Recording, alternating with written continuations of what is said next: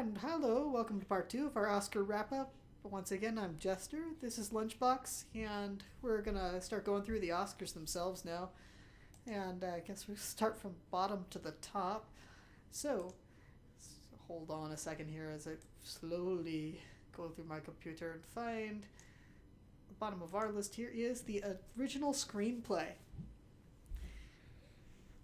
And my guess was Birdman, and Lunchbox's guess was actually, was also, no, it was not Birdman, sorry. Yours in reverse chronicle. Yours was Boyhood. You had wanted Boyhood win, huh? See? Yeah. No, I had guessed Birdman, you had guessed Boyhood. I was happy. I'm assuming you weren't.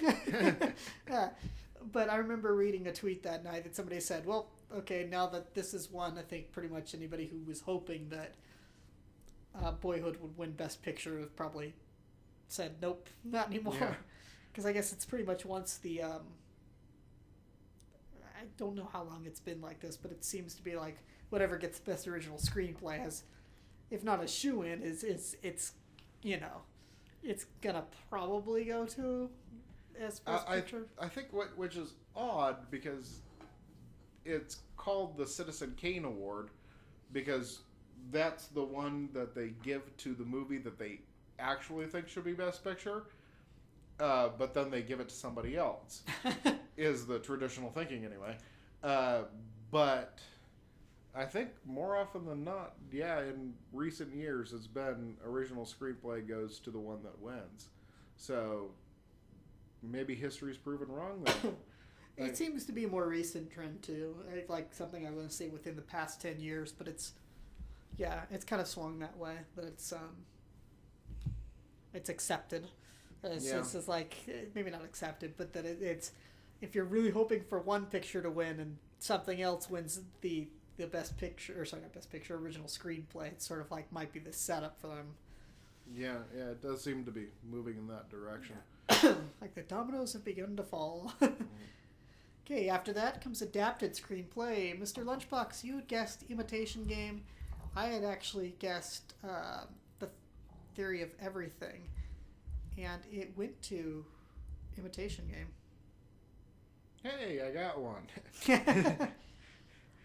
You know, I want to say I based my own guess on this off of my folks' love for the movie. They really enjoyed the Theory of Everything. One of the few, I think, might be the only movie they bought on DVD this year from this past year's nominees. So, hey, they had to have done something right? The Imitation Game wins for Best Adapted Screenplay. Visual effects. You had Planet of the Apes. I went with my heart and hoped for Guardians of the Galaxy, and I don't remember what it went to. Quick, open your phone. It didn't go to either of those. Neither one won, huh? Neither of those won. Yeah, and I had thought that, you know, at least that the visual effects would go to... I liked your reasoning. You thought that maybe it's their way of saying, here, Andy Serkis, we should give you an award for something. Or, yeah. But how do I say? I had thought that it was going to go to Guardians of the Galaxy, not because it did something we haven't seen before, but because it had done something that was... Plus 8 firing machine guns. Come on. So we both frantically look through our phones here. If you find the list. Okay. I'll move on to sound mixing. Lunchbox was so convinced that it was going to go to American Sniper. I think he actually had me convinced to. No, he didn't. So I had actually. I only highlighted our wins on this. I don't have the list, and since I don't have internet access. I got the list. You have the list of the winners? Okay. You don't have Wi-Fi on that? I don't have Wi-Fi. You had originally. Sorry. We, again, still in the building phase. Wait, what were we on? Visual effects. Visual effects. Interstellar. Interstellar. Surprised me. Totally didn't expect that one to win anything. No. Yeah. It won something. I know it won something. It won visual effects. It won visual effects, but it won, I think it won one of the sound awards too, which is something that I expected. I thought both the sound awards went to No. Sniper. Oh, no. Didn't it? Mixing went Sound to mixing. American Sniper. Mixing Which with I figured, and for all the reasons that I said about it being realistic and all that, and like I said, the one that should win the sound mixing or should win a sound award was the musical movie Whiplash, which won sound mixing. Yeah. Whiplash won sound mixing, sound editing went to it. You went with American Sniper on both of those. I did, and and I had my reasons. I thought they were well thought out. No, they were good. But They were well thought out. I guess visual effects does surprise me with Interstellar because it didn't do anything that I hadn't seen, but maybe it did them in an artistic way, I guess. I guess some of the stuff with them on... there's the scene where they're on this planet that's like 90% water or something ridiculous, and they're walking on it because the density is so high. There's a lot of interesting things that they do effects-wise that... how do I say it? They're trying to make... I mean, everybody's trying to make things look real, but they're trying to make something look... I don't know, I want to say pretentious real. There's a difference between making Superman fly around the world and making Titanic look that much more realistic, I guess. Found out there was a whole bunch of visual effects in there before that I never knew were there, like a lot of digital effects. And additional... they show up in the most surprising places. Yeah, like these little ship add-ons and stuff. So maybe that's my guess why they won that one. Anyway, best animated short, we both guessed Feast, and that's where it went from what I'm seeing.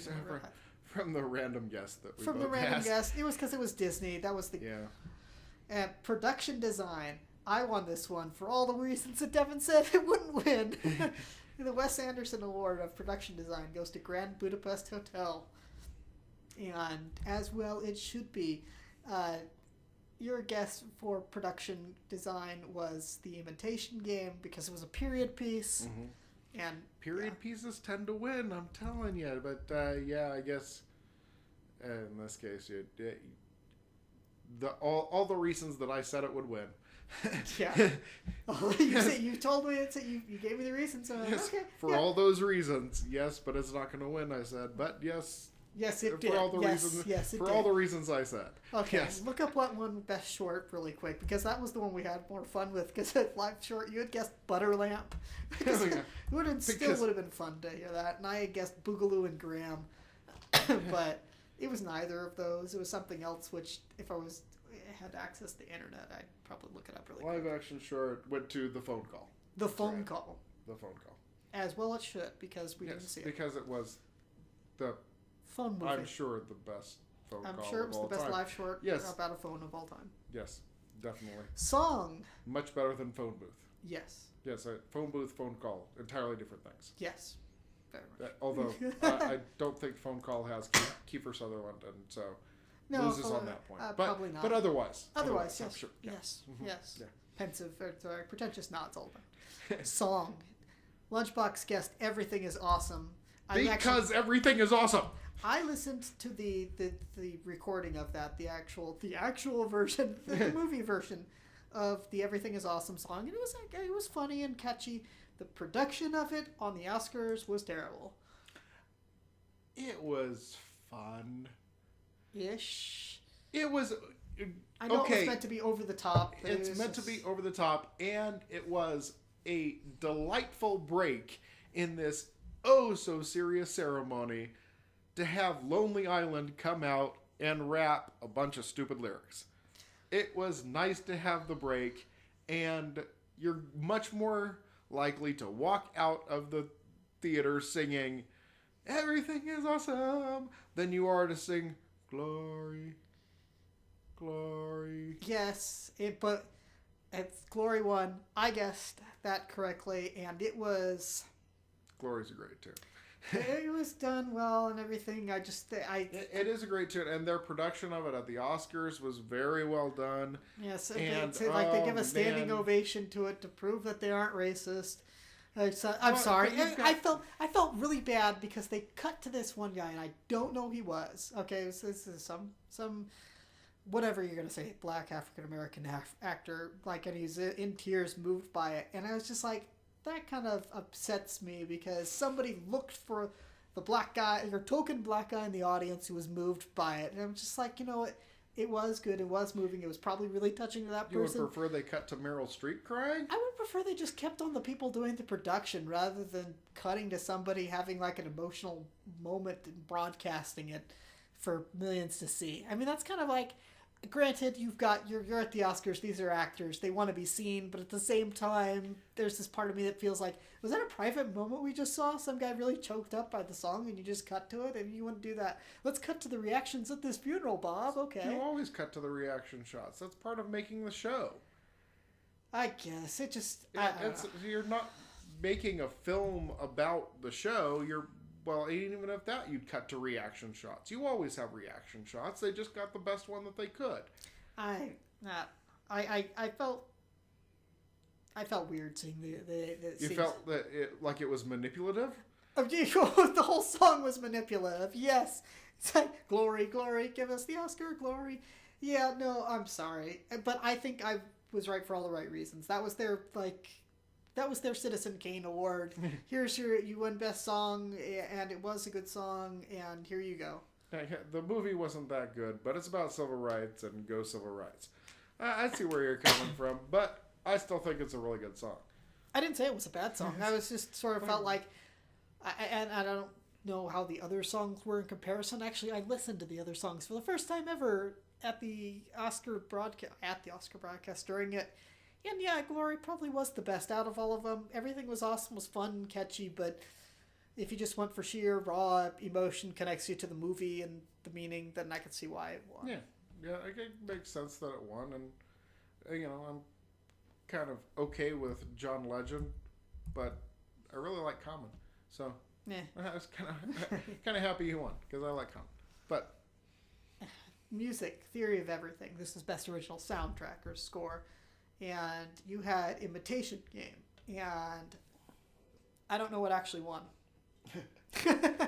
See, I should have made this. Probably should. If I was a professional. If I was a professional, I would have. You would have had that list ready to go. Well, you're one half of this, so keep that list open, okay? Because I know that I didn't write down all, because we didn't get them all right, and there wasn't like this 50-50 where you got one right and I got the other wrong, and I got it right and you got it wrong. The Grand Budapest Hotel. Grand Budapest Hotel. Again. That's right. I remember thinking Alexander Desplat. And, well, for the reasons I said, Alexander Desplat was going to win. But you thought that he was going to win the wrong movie. You picked the wrong movie. I remember just picked the wrong one. You picked the wrong movie. I said he was going to win it. I just picked the wrong one. And I thought Theory of Everything was going to win because it had this kind of schmaltzy music, which was probably totally But it had to overcome two Alexander Desplats. It had to explain the power rules. Of two. Yes. The power of two always wins. So he was going to get it. It was just a matter of which one he was going to get it for. Keep that phone open because both you and I were wrong. We had guessed makeup and hairstyling would go to Foxcatcher because of the phenomenal transformation of Steve Carell into not Steve Carell and that cauliflower ear and all that. So we were both... Which was just stunning, wasn't it? I mean, I haven't even seen the movie. I've just seen the trailers. I've seen the trailers, and I'm just like, wow, that's Steve Carell. Wow, that looks like a real cauliflower. Turned him into a new... Yeah, cauliflower, how hard is that to... having tried to do some makeup in my time, like trying to make something that people know what it looks like. Yeah. That's... we both obviously feel like, just based on the trailer alone, it should have won. Yeah, what actually won was makeup and hairstyling went Grand Budapest Hotel won again.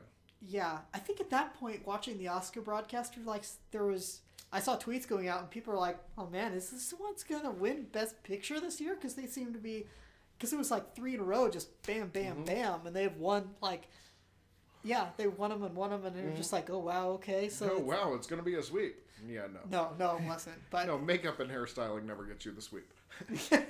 No, but props to them for production design and for winning in that kind of producing aspect in all the ways that Lunchbox said they would, and why they wouldn't get the awards. Should have gone for it. Oh well. Yeah. In retrospect. Foreign language film. Leviathan was my guess. Lunchbox's was Ida. It went to Ida. Mm-hmm. I guess that was the favorite. That's fine. I had happened to read earlier that day that Ida was the favorite. Agreed. So I had an unfair advantage on that. And after that, I absolutely love this. Like we both guessed, because the pretentious line. Short documentary, crisis hotline, veterans press 1. That one for best short documentary. Our reasoning, because it had the most long and pretentious name anyone. As well. Yay. I actually don't know what the reasoning was behind it. Never saw the movie. Probably am not going to see the little short documentary. Sorry. But yeah. Yeah. Yeah, no, but for all the reasons we said, that's why it won. Probably that one. Film editing. You guessed Boyhood for their achievement of doing things over a long period of time. I guessed...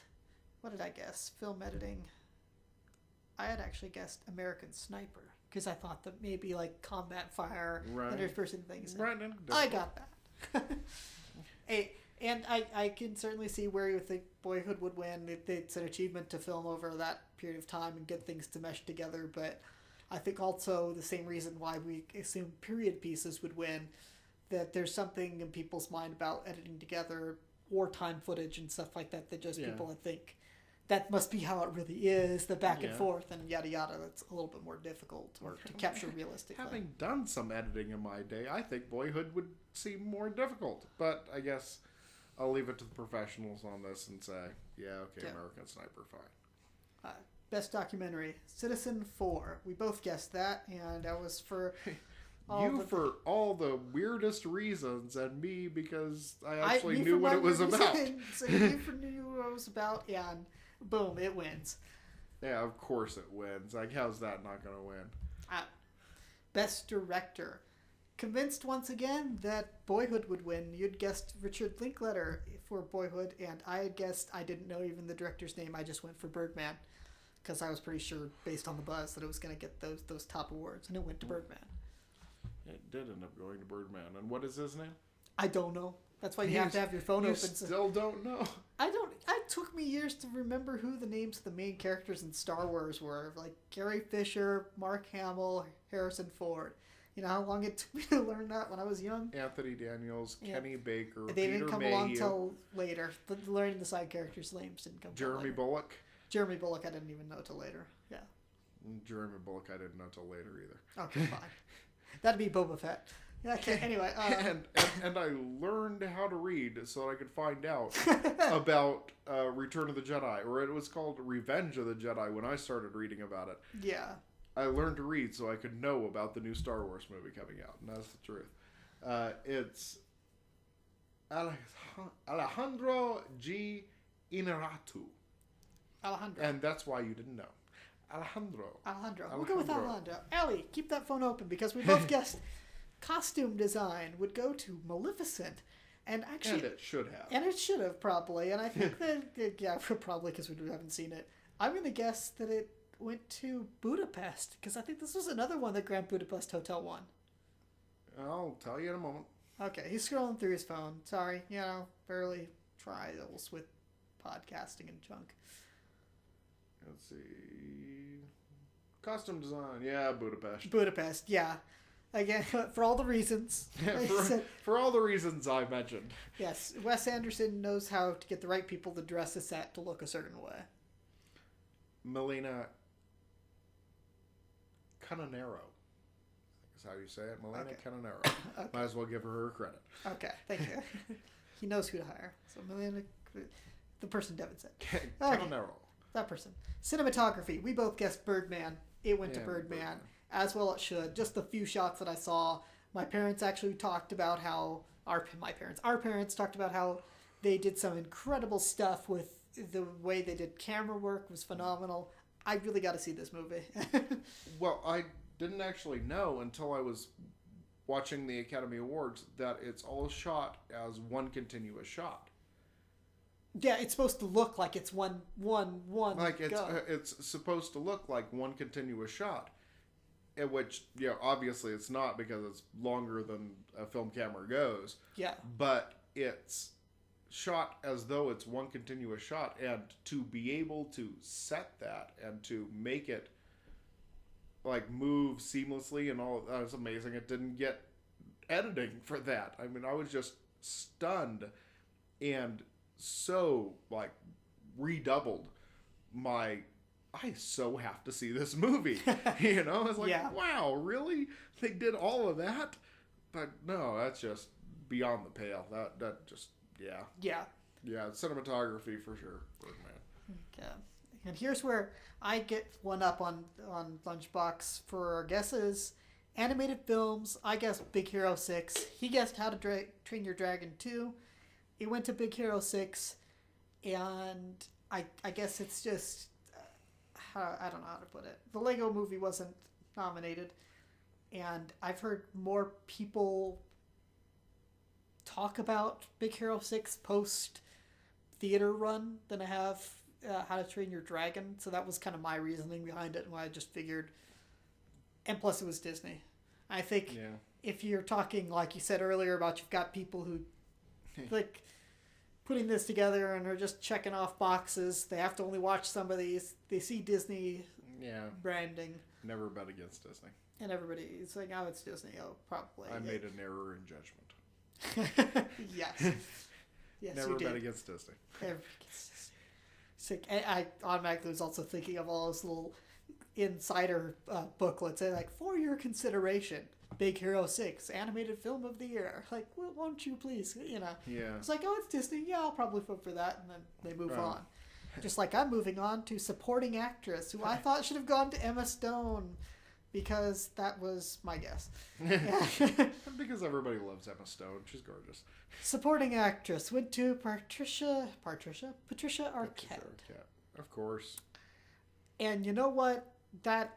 Getting back to how the Oscars was run, just this is another reason why I think the Oscars viewership is down.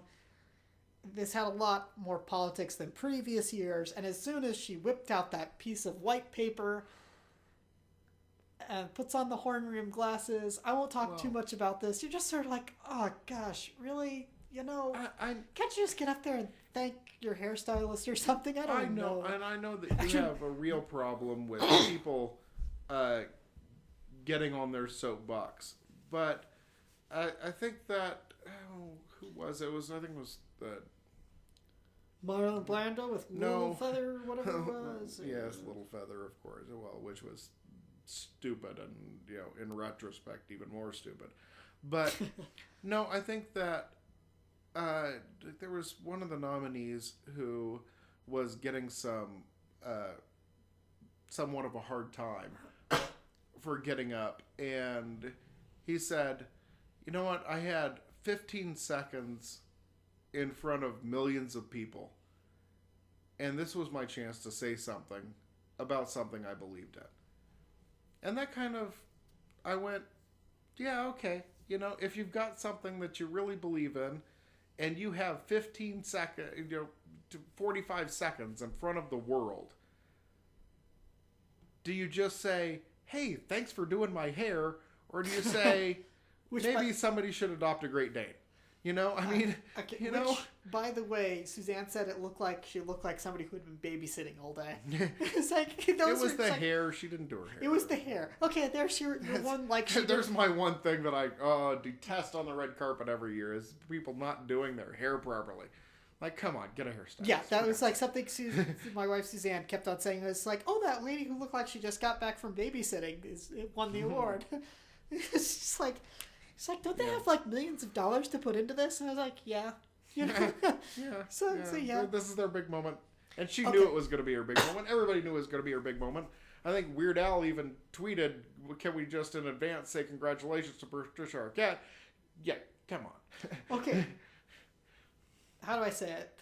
I'll try to make this brief so we can finish up with the rest of the words. I feel it's a bit hackneyed for somebody to get up and talk about equal pay when they're receiving $100,000 swag bags. Yeah, okay, fair enough. Okay, whatever, I don't know what actor you're talking about, what case this was, about like I have 15 seconds before the whole world. Yeah. Whenever that was, the world has changed. We have Twitter, we have so many forms of social media right now that, like William Shatner, the late great Leonard Nimoy, millions of followers on Twitter. Millions of people are listening to you every day. So probably more people were following Leonard Nimoy than watched the Oscars. Yes, probably more people following Nimoy than watched the Oscars. And, But but few were watching following Richard Linklater. And so if Richard Linklater wants to get up there and say, hey, maybe we should do something about, spay and neuter your pets, then, if he wants to say spay and neuter your pets, that's his 45 seconds. Let him have it. I don't know. I'm 50-50 on it because the whole thing is like a Hollywood backslapping. Aren't we awesome? And it's like I expect what I want. A lot of self-congratulations. A lot of self-congratulations, which makes the supporting actor, because J.K. Simmons, which makes his speech all the more awesome and much more deserved when he got the much-deserved supporting actor award. Yeah. Which makes when he gets up there and says, call your parents, don't text them, don't whatever, pick up a phone and call your parents. Call your mom. Yeah, yes, and that was his 45 seconds, and he said, call your mom, which everybody can get behind. You should call your mom. Everybody should call their mom a little more often, and I don't do it nearly enough. See, admission. How about that? That's nice. But yeah, it's something that touches the heart. It's something that makes it, that kind of speech makes me want to turn into the Oscars. That kind of like, oh, thanks so much, and you need to do this heartwarming thing, not somebody like whipping out a piece of paper and anyway. Well, yes, so, something like that does get you to keep tuning in to hope to hear more of that. You want to hear? But into hour 4, you're kind of like, why hasn't somebody else said call your mom? Yeah, well, so somebody had done a count. More people thanked Wes Anderson than thanked God this year. Which, like, in relation to, like, Matthew McConaughey's, like, he got up and thanked God first, which left the Oscar audience just in silence. Mm-hmm. You're just like, anyway, that's a discussion for another time. So, J.K. Simmons, Best Supporting Actor winner. Because he is. Because he's J.K. Simmons. Because J.K. Simmons. And he's fantastic in that. I've seen clips from it. He's deserving. And just loved him forever and everything. Yeah. Just one of the best actors out there, and so glad to see him finally recognized for all the great work he's done. Yeah, because like I think anything that he's been in, like even if the movie itself has been terrible, it's like I'll watch the segments with him in it, like Lady Killers, that horrible Tom Hanks movie. The Tom Hanks version? The Tom Hanks version. Terrible, but J.K. Simmons was fun to watch. J.K. Simmons, always excellent. Yeah. Always excellent. Whereas Tom Hanks is always Tom Hanks. Just pretending to be something who isn't Tom Hanks. And even though I love the entirety of The Ref, totally one of my go-to Christmas movies. I was going to say Halloween. No, one of my go-to Christmas movies. Always watch it every Christmas.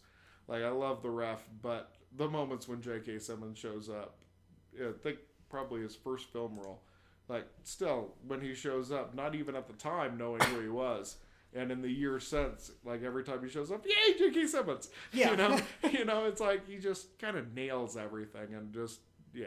Yeah. So love his performance and everything, and cannot wait to watch Whiplash turned up very, very loud. I've seen some clips with him doing his yelling, and it's awesome. Yeah, you kind of want it to hurt a little when he yells at you, so I'm gonna turn that up loud as I can. Best Actress, Felicity Jones from Theory of Everything. That was my guess. And you were wrong. I was wrong.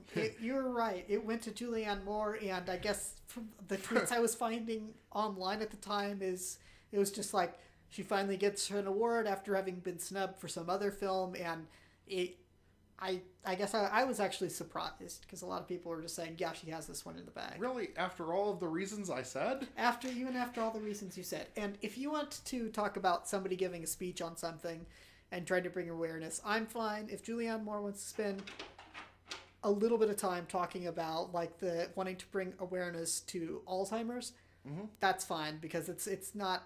Yeah, it's kind of keeping in theme with the movie. It's keeping in theme with the movie. It's okay. Let's be frank. It's not quite as hot button an issue. Yeah, it's true. like we should care equal for pay. Yeah, Equal pay is a hot button issue. People try to frame it that way. That's politics. People frame it as equal pay, but it's not about equal pay. And I don't want to get off on that. Like we're gonna end up in a whole political discussion here rather about than whether Oscars. or not equal pay is okay. No, it's. I'm an Equal English. pay, equal It's an work. English. That's- As an English major, I know the phrasing behind words and such and origins, and it annoys me as much as when people says the American worker, like the workers of America. It's anyway.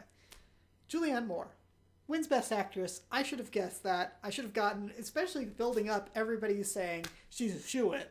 Yeah. And it just surprised me because I was just like, really? So I've seen bits from the show now that she was awarded it for Just Alice, Remembering Alice, something like that. Alice. It's just out. Just Alice. Alice is in the title somehow. Alice is in the title. Okay. Anyway, she won. Still Alice. Still Alice. She remembered. She did a great job, apparently. Didn't And remember much. I've seen the clips. It looks like she did a great job.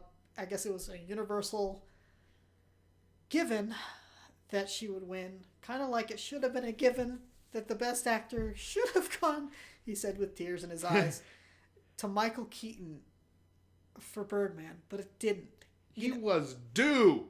He was due. You know, I've seen some of the articles and read them, and they were like, it sucks because you feel like the guy who won, look it up really quick. Eddie Redmayne. Eddie Redmayne. Redmayne. He said, I agree with this. Somebody had said that he is one of these actors that you think he does a fine job, but he's probably going to disappear in a few years. He just has that I think feel. this is the last movie that he's ever that you're ever going to know that he's in. Yeah. You know, it just really feels like that. And also, well, maybe that's why they gave it to him, is because he's going to disappear after this. But he's too young. Like, he's still got plenty of chances to win an Academy Award. If he wants to keep making wants to make another great movie, he's got another chance to win. Like, how many more fantastic incredible performances does Michael Keaton have to do before he gets recognized? From Dream Team to Clean and Sober to Batman. Batman. He's Batman. Yeah, and that's, I think, is we're not talking a whole lot about poor Mr. Eddie Redmayne. Redmayne. Not just out of disappointment, because I was reading articles about how he's like, is he gonna get another chance like this? Yeah, this might be his last chance to get an award. Yeah. And you're just like, I felt so heartbroken too. You see, there's like this Vine loop, 7-second loop where they cut.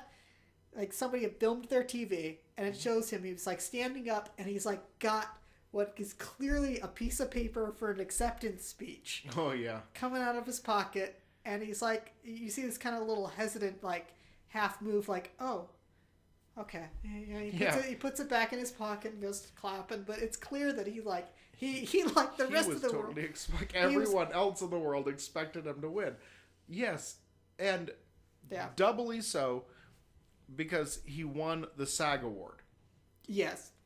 And as everyone knows, the awards for each category are voted on by members of that category, which means that Best Actor is voted on by members of the Screen Actors Guild, and he won the Screen Actors Guild Award for Best Actor. Yeah. How? What? Who? How does that work? I don't know. You know, from what our folks said, that Eddie Redmayne was absolutely fantastic. I'm sure he's fabulous, but Batman. Yeah, how can you not give the award to Batman? I'm sure Eddie Redmayne had his neck and arms and legs broken afterwards as Michael Keaton swooped in and took the award. Anyway, yeah, it was disappointing, and no bad things really about Mr. Redmayne. He got up there and he accepted very graciously, and he seemed just as stunned as the rest of the world, and which is also nice and charming to see. Somebody who's genuinely oh wow, thank you so much. I was not expecting this. What just happened? Yeah, somebody who gets up there and is genuinely blown away, doesn't have a prepped speech, doesn't have. That's going back to Patricia Arquette. Michael Keaton, totally, I'm fine with you having the prep speech because that was your award that he took. But not knowing what to say, getting up there and just whoa, wow, cool. I am fine with that. I am fine with that. I'm fine with Cuba Gooding Jr. thanking everybody and saying, I love you all. Well, because he clearly I was. haven't heard much from him lately. No, yeah. Again, though, that's kind of like, I think I've heard his dad more than I've heard him in the past few years. I think it was Snow Dogs that killed his career.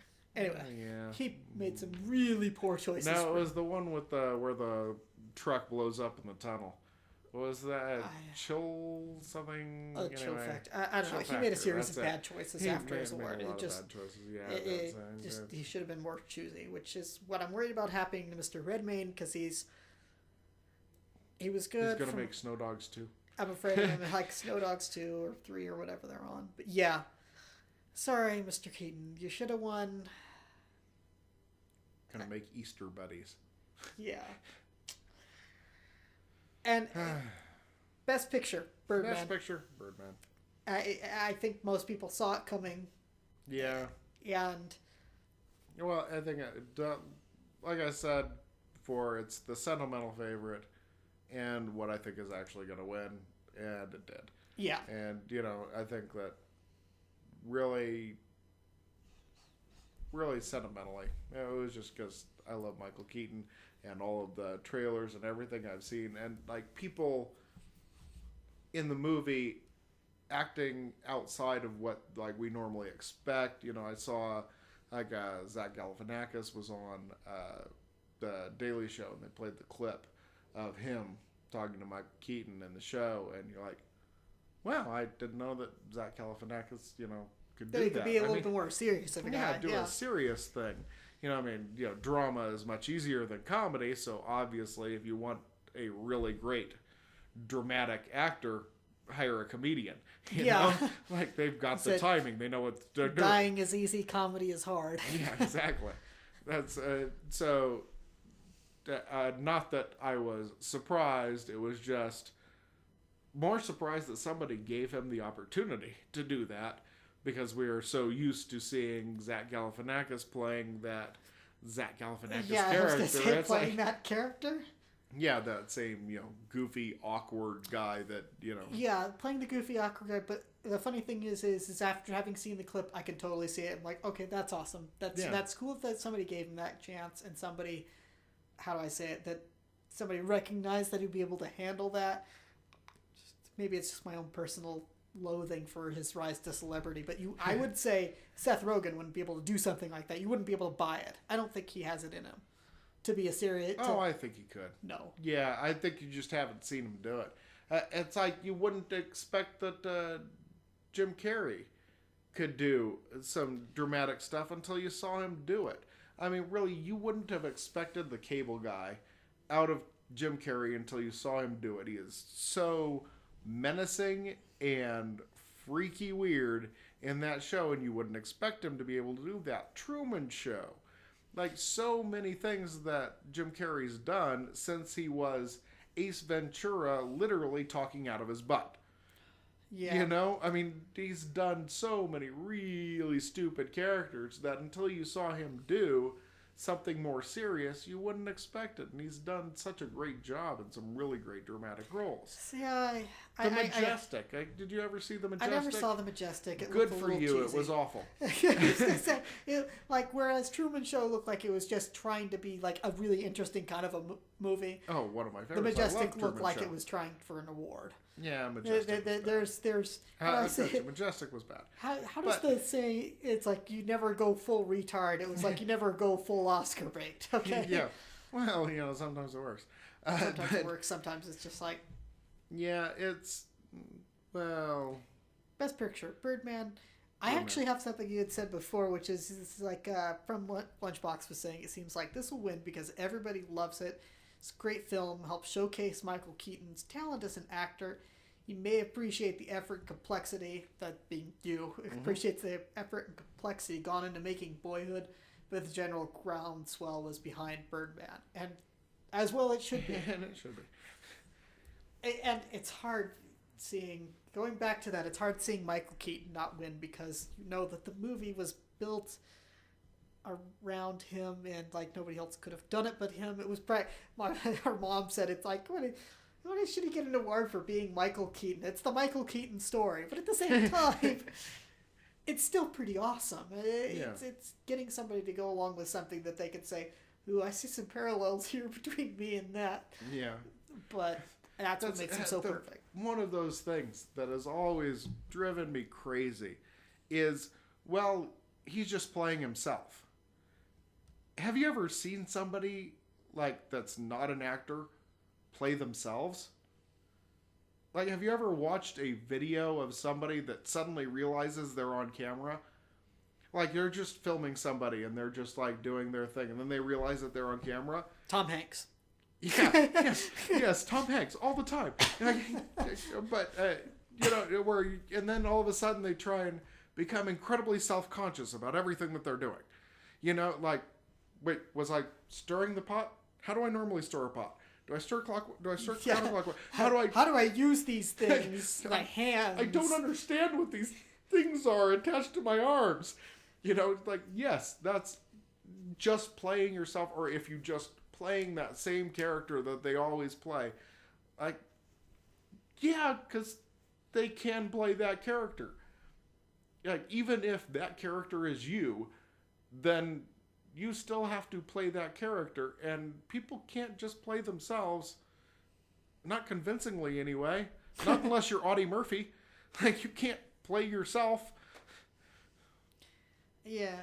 Sorry, that was the first one that popped into my mind, and I can't think of another person that played themselves.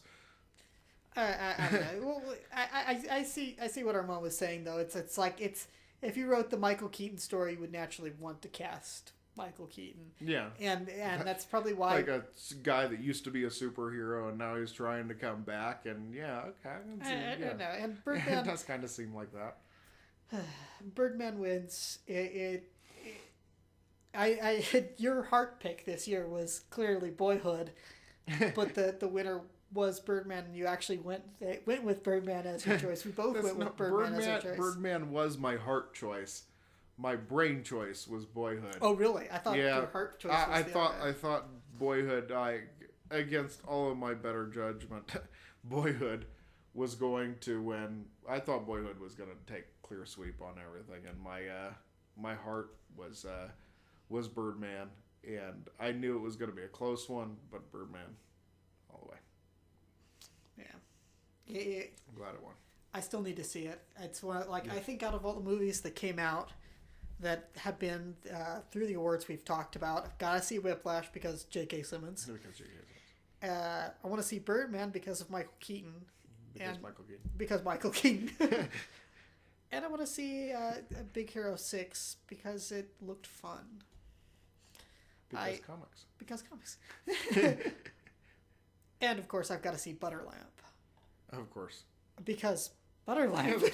Butterlamp. I too actually really want to look this up. Because that's just such an awesome name. I have to know what that means. Yeah, I have to know what the story is behind Butterlamp. Actually, I'm actually surprisingly, as we wrap things up here, not wanting to see Grand Budapest Hotel. I've seen all of Wes Anderson's other films, but I lean more conservative. And the funny thing is none of that has anything to do with it. But it's one of the conservative authors that I've read about the movie. He said that he likes Wes Anderson's stuff. He just found this to be an ugly film. Production design, it was all Wes Anderson, but he was just like, this thing was just hard to watch. And not that kind of I had uncomfortable moments.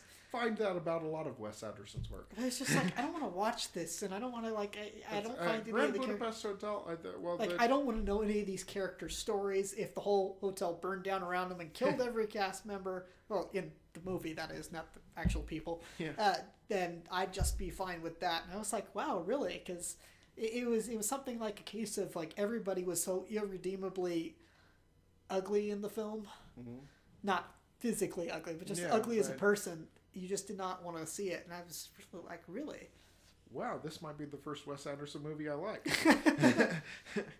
Because it changes it up? Yeah, because it changes it up and makes it different. And I kind of like ugly characters and people with But I think no that, redeeming qualities. I like that. I think the other point, Will, was there was too much. That there was a point where it just felt like.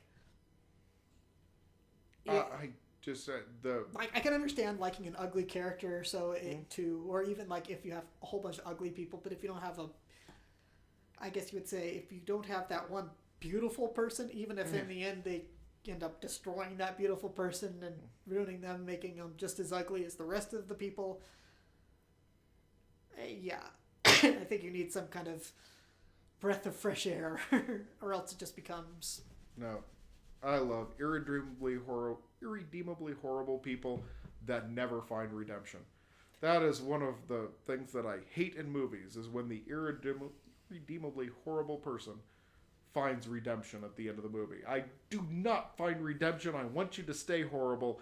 I want you to try and ruin the lives of everyone around you. Continue doing that. Like, I want bad people to stay bad. I don't want you to turn good at the end. I don't want that moral arc. I want you to stay bad person. I don't know. I like that, but I like bad people. Bad people are more interesting, I think. Like, people ruining their lives and ruining the lives of those around them. No, actually, I like people that make their lives better and ruin the lives of the people around them. That's just awesome to me. And that's like, what was the one that pops into mind is Lincoln Lawyer.